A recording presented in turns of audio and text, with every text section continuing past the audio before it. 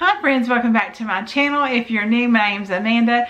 So today, this video is a delicious fall treat. We're gonna be making s'mores bars. They, just about everybody likes s'mores, and this is turning them into a bar form. I cannot wait to share these with you. Today's video is part of a collab hosted by Moss Family TV. So I will have the details linked in the description box. Make sure you check out that entire playlist. It's gonna be fall foods and everything. So there's gonna be lots of delicious recipes. And make sure you check out Moss Family TV if you haven't already, as well as that entire playlist. If you're new to my channel, I'd love it if you'd hit that subscribe button and join my YouTube family. But go ahead and hit that like button if you're excited to see these s'mores bars. So we're going to get started on these simple s'mores bars. I'll have this recipe linked down in the description box. But I had to show y'all these little mini Stay Puft marshmallows. I specifically got this with a little Stay Puft guy on it because I thought those were so cute, and I love the movie Ghostbusters, so I thought that was hilarious. They've got those on the package, so those are really cute. But before we get started, I'm going to fill up my brown sugar. I've got these little containers. They're like, I think they're called Prep Works. I'll link them down below, but these have been so great at helping me organize my kitchen and getting like all my, I even use them, actually let me show you this. I even use them to put chocolate chips in, and it's so handy, so I love that. I'll link those down below. I'll look and see if I can find them for you. And so I'm just gonna get some brown sugar in here. I'm just about out in my canister. Like I said, these things have come so in handy, and I've really enjoyed using them. I've been trying to always like figure out what else I can stick in them because I like them so much. Let's get that in there. Awesome. So we'll get ready to start our bars. So in our bowl, we're going to add our dry ingredients. We've got a cup of flour. We're going to also add a cup of graham cracker crumbs and a half a teaspoon of baking powder, and just mix that together really well. Make sure it gets all incorporated together. And once that gets done, we're going to set that to the side. And now while we're doing this, make sure you have your oven preheating to 350 degrees. We're going to use a square baking dish to put this into. And what I did was grease it with butter and then put parchment paper so I could lift this out of it. And that makes it really easy. The butter kind of helps the parchment paper stick to the dish.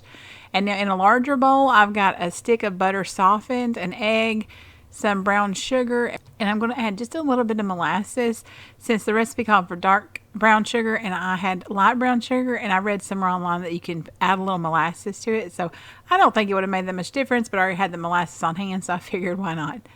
And I'm just going to use my hand mixer and mix these ingredients together really well. Once we get those incorporated really well, we're going to start adding in our dry ingredients. Now, I did about half at one time, so I did half of the dry ingredients and then the other half just to kind of help it get incorporated a little better. And so this just makes up our base for our s'mores bars.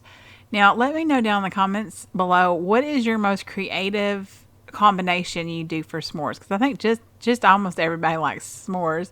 I know some people don't like marshmallows, so they might not like them. But if you like s'mores, let me know like what your favorite combination is to put. I've seen people put all kinds of things like Reese's cups and all kinds of different stuff. So I'd like to see what your favorite combination is. I'll be honest, I haven't tried much different. I need to do that.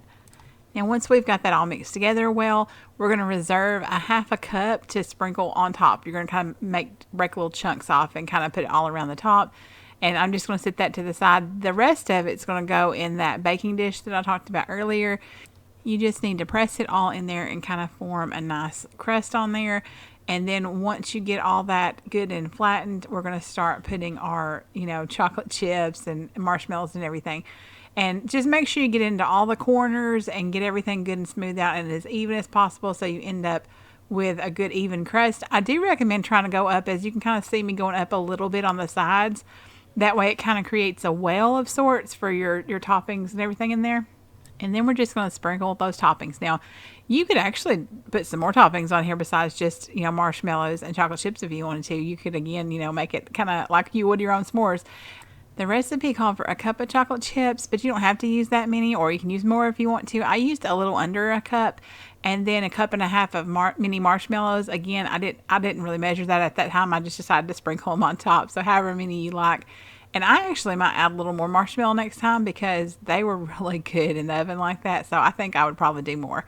And then I'm just taking that reserved dough and just kind of breaking little bits off and putting it all on the top. And this makes it look really neat too. I feel like once it's baked, you kind of have the marshmallows poking out, and then you have that little bits of the kind of graham crackery cookie crust, there. And we're going to bake that for 25 to 30 minutes at 350 degrees. Mine took 25 minutes, so, always keep an eye on it and check it. But y'all, look at that. Doesn't that look amazing? So I just let it cool just a little while, and then I want to cut it into some squares. We're going to plate it up. But this was so good. I cannot even tell you. My kids loved it. It was delicious. If you like s'mores, I think you'll love this.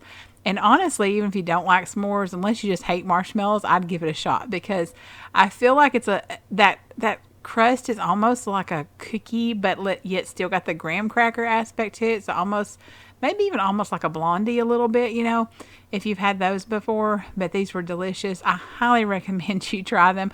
I'll have the recipe linked below.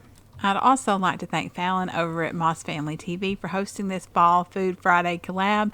I cannot wait to see all the fall recipes. I'm just ready for all the fall things. And I definitely recommend you include these s'mores bars in your fall treats. So thank y'all so much for joining me today. If you haven't already, I'd appreciate it if you'd hit that subscribe button and join my YouTube family. I hope you have a blessed day wherever you are, and I'll see you in the next one.